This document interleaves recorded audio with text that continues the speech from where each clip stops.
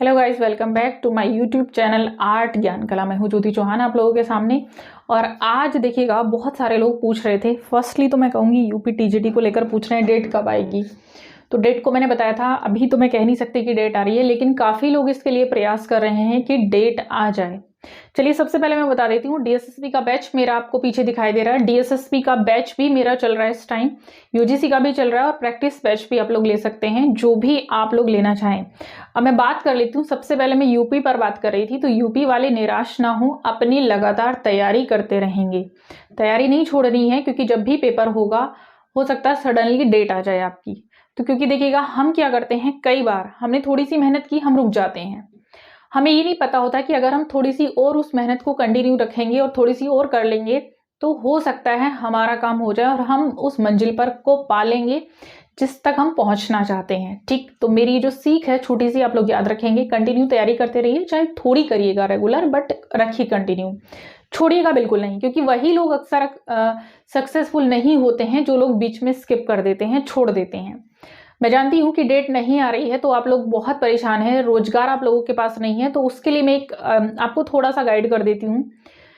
एक तो जो लोग अभी तैयारी कर रहे हैं, अगर कोई भी वैकेंसी आपको लग रहा है ऐसी है कि जिसमें आप एलिजिबल हैं, आप लोग अप्लाई कर सकते हैं, तो जरूर अप्लाई करिएगा। क्योंकि आज जब आप तैयारी कर ही रहे हैं साथ साथ, तो क्यों ना दूसरी वैकेंसीज में भी आप लोग अप्लाई करें और लाभ उठा सकें। टीजीटी की भी तैयारी करते रहिए। अगर आपका दूसरी में सिलेक्शन हो रहा है, तो साथ साथ इसके तैयारी करते करते आप इसकी जॉब भी ले सकते हैं। ठीक है, अब मैं बात करती हूँ। देखिएगा, चंडीगढ़ की जो वैकेंसी है, मैंने बताया था, क्वालिफिकेशन में बता चुकी थी। उसके रिगार्डिंग आपको अगर कोई क्वेरी है तो आप इस वीडियो पे कमेंट कर सकते हैं। इनके जो जवाब हैं मैं नेक्स्ट वीडियो में ले आऊंगी। मैंने उसमें बताया था कि बीएफए या उसके इक्वालेंट क्वालिफिकेशन आपके पास होनी चाहिए। इक्वालेंट जैसे बीए ड्राइंग आपने कर रखा है, प्लस आपके पास CCC डिप्लोमा होता है कंप्यूटर का, डोएक डिप्लोमा उसको हम कहते हैं, वो आपके पास होना चाहिए। और वो कुछ लोग बनवा भी रहे हैं मेरे ख्याल से, कुछ लोगों के पास है भी। तो अगर वो आपके पास है तो आप उससे अप्लाई कर सकते हैं। उसकी डेट ओपन हो चुकी है फॉर्म फिल करने की, चंडीगढ़ की 26 फेब से ओपन हो चुकी है, तो आप लोग अप्लाई कर सकते हैं। और एज जो है वो शायद 30 से 37 है, 37 लिमिट है मुझे जहां तक कितना पता है। तो 37 तक लिमिट है, उसमें आप जो लोग एलिजिबल हैं वो लोग अप्लाई कर सकते हैं। ठीक है, सेकंड चीज, डीएसएसबी की डेट भी अभी चल रही है और जो लास्ट डेट है वो आपकी 8 मार्च है, आपको पता ही है। चंडीगढ़ का जो सिलेबस है अभी अपलोड नहीं हुआ है साइट पर, इसका सिलेबस आता है, बट डीएसएसबी का जो सिलेबस है वो साइट पर अपलोड नहीं होता है, आता ही नहीं है। ठीक, आपको एक ग्रेजुएशन लेवल पर जो सिलेबस होता है वो मैं सिलेबस बता चुकी हूँ कि क्या सिलेबस होता है। उस सिलेबस के अकॉर्डिंग आपको तैयारी करनी है। बुक्स की वीडियो मैं कई बार यहाँ पर देख चुकी हूँ, काफी बार मैंने बुक्स बताई हुई हैं, तो आप वहां से बुक परचेस कर सकते हैं। एक चीज और मैं छोटी सी रिक्वेस्ट करूंगी, जब भी आप कॉल करें तो प्लीज 6 बजे तक कर लीजिएगा, 6 बजे के बाद नहीं क्या करेंगे। और एक चीज और ध्यान देंगे, देखिएगा, किसी भी चीज को तैयार करने के लिए आपको क्या करना है। जैसे अभी आप डीएसएसबी की प्रिपरेशन कर रहे हैं, आप चंडीगढ़ की भी कर रहे हैं, आप टीजीटी की भी करने हैं, तो अपना एक टारगेट बनाइएगा कि हमें रेगुलर इतना पढ़ना है। ऐसे नहीं करना है आज हमने 2 चैप्टर पढ़ लिए, कल हमने 1 चैप्टर पढ़ लिया, क्योंकि उससे आपका, एक तो मैं कहूंगी जो आप तैयारी कर रहे हैं उसमें बहुत डिस्टर्बेंस होता है।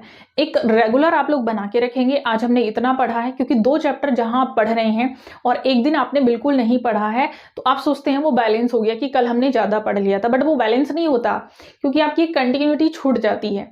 रेगुलरिटी जो आपकी बनी रहती है वो कहीं ना कहीं मिस हो जाती है, और उस रेगुलरिटी के मिस होने से बहुत सारी चीजें आपके माइंड से स्किप हो जाती हैं।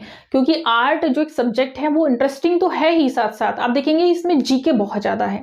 तो टोटल मिलाकर मैं कहूँ, इसमें जीके की तरह ही आपको पढ़ना है और समझ के पढ़ना होगा चीजों को। क्योंकि अब जो इसमें डीएसएसबी का मैं कहूँ या चंडीगढ़ का कहूँ, चंडीगढ़ का जो सिलेबस है वो डीएसएसबी के अकॉर्डिंग ईजी रहने वाला है, क्योंकि क्वालिफिकेशन ही बता देती है सिलेबस को कि सिलेबस क्या आएगा। ठीक, एक यूजीसी पर मैं नेक्स्ट वीडियो लाऊंगी। काफी सारी क्वेरी थी कि मैम यूजीसी पर वीडियो थोड़ा लाइएगा। फिलहाल आज मैं एक टीजीटी लेवल पर जो भी वैकेंसीज आई हुई हैं उन पर ही मैं बात करूंगी, उन पर ही थोड़ा सा मैं गाइडेंस देने वाली हूँ।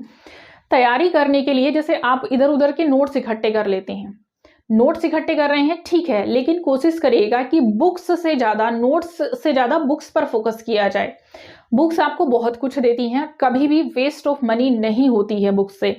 जितनी बुक्स आप पढ़ेंगे, हालांकि बुक्स में कुछ जगहों पर थोड़ी बहुत मिस्टेक हो सकती है, तो उसको आप कहीं ना कहीं, आपके पास गूगल भी है, बहुत सारी चीजें मैंने भी वीडियोस दे रखे हैं, कोर्स भी मैंने चलाया हुआ है, तो उसके अकॉर्डिंग आप लोग बहुत सारी नॉलेज आपको मिल सकती है। आपके आसपास भी गैलरीज होती हैं, वहाँ से आप लोग प्रिपरेशन कर सकते हैं, ठीक है। मतलब वहाँ से आप लोगों को पूरी नॉलेज एक तरह से मिल जाएगी। बट कंटिन्यू किस तरह से आर्ट में आपको चलना है, आपकी कोई भी वैकेंसी आती है तो आर्ट में सबसे पहली चीज़ ध्यान रखेंगे, इंडियन आर्ट हमेशा आता है और इंडियन आर्ट मेन है। तो जैसे आप फॉर्म फिल करते हैं तो सिलेबस का वेट मत करिएगा कि आपका सिलेबस पहले अपलोड होगा, क्या सिलेबस है उसके बाद हम तैयारी करेंगे। क्योंकि काफ़ी लोग मुझसे पूछ रहे हैं मैम चंडीगढ़ का सिलेबस क्या होगा, डीएसएसबी का सिलेबस क्या होगा। सिलेबस क्या होगा, एक छोटी सी चीज को समझिएगा कि आप टीजीटी लेवल पर तैयारी कर रहे हैं तो टीजीटी पर ग्रेजुएशन लेवल पर अगर मैं बात करती हूं तो सीधा सीधा इंडियन आर्ट आता है। तो सबसे पहले इतना सिलेबस के लिए परेशान होने से ज्यादा बेटर है कि आप इंडियन आर्ट को पूरी तरह से तैयार कर लीजिएगा। इसमें मेन इंपॉर्टेंट होती है आपकी बंगाल शैली और आधुनिक और जो आपके समकालीन कलाकार हैं उनको आप तैयार करिएगा, जो कि मैंने पहले भी वीडियो में बता रखे हैं कि कौन कौन से आर्टिस्ट आपको पढ़ने चाहिए, उनको आप तैयार करिए अच्छे से। तो उसके बाद आप देखेंगे, मैंने कई बार बोला था कि इंडियन आर्ट से जहां जहां से जो टर्म्स आपके एक जो पॉइंट हैं वो कहीं ना कहीं कनेक्ट हैं आपकी यूरोपीय आर्ट से। जहां से वो कनेक्ट है वहां से आप सीधा सीधा वेस्टर्न आर्ट को उठा लीजिएगा। फिर जहां से आप देखेंगे वेस्टर्न आर्ट से टर्म्स कनेक्टेड हैं आपके, जैसे एडवर्टाइजिंग है। एडवर्टाइजिंग आज के समय की बहुत ही अच्छी टेक्निकल आर्ट में, आपका जो ग्राफिक आर्ट्स है, टेक्निकल आर्ट्स जो आ रहे हैं उनसे पूछा जाता है। तो आज के समय की एक तरह से मैं कहूँ कि जो आर्ट से लेकर क्वेश्चन पूछे जा रहे हैं वो आएगा एडवर्टाइजिंग, तो वहां से एडवर्टाइजिंग उठाइएगा, ठीक है।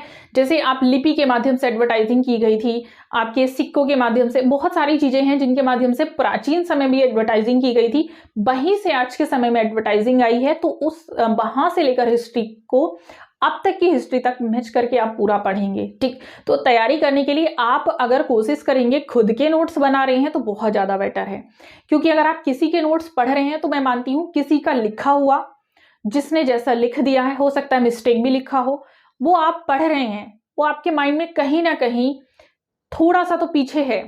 क्योंकि जो चीज आप खुद से लिख रहे हैं, खुद से मेहनत करके लिख रहे हैं, वो आपके दिमाग में लिखते लिखते ही ऐसे याद हो जाता है कि वो होल लाइफ आपके पास रहेगा। लेकिन किसी के नोट्स पढ़ने से ज्यादा बेटर मैं कहूंगी बुक्स की हेल्प लीजिए, क्लासेस की हेल्प लीजिए, गूगल की हेल्प लीजिए। बहुत सारे साधन हैं, आप खुद जाके अगर नियर बाई कोई गैलरी है तो वहां से आप लोग देख सकते हैं। बट नोट्स खुद से तैयार करने की कोशिश करिएगा। किसी भी एग्जाम को क्रैक करने का बहुत अच्छा तरीका है। डीएसएसबी में स्पेशली मैं बता दूं, फर्स्ट पेपर बहुत इजी सा है। तो जो लोग डीएसएसबी को लेकर परेशान हैं कि फर्स्ट पेपर की तैयारी कैसे करें, इसमें सीटेट लेवल का जो आपका पेपर है 10th क्लास तक का मैं कहूंगी वही आएगा, क्योंकि 20 नंबर का ईच सब्जेक्ट आपका आना है, तो बहुत ज्यादा टफ नहीं आएगा। कुल मिलाकर आपको उसमें सिर्फ इतने मार्क्स लाने हैं कि आप मेरिट में आ सकें, ठीक है।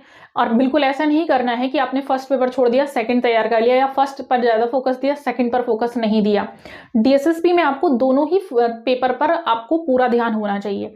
बेसिकली आर्ट में थोड़ा ज्यादा होना चाहिए, बट जिनका फर्स्ट वीक है तो उनको फर्स्ट में भी प्रॉपर तरीके से फोकस करना होगा।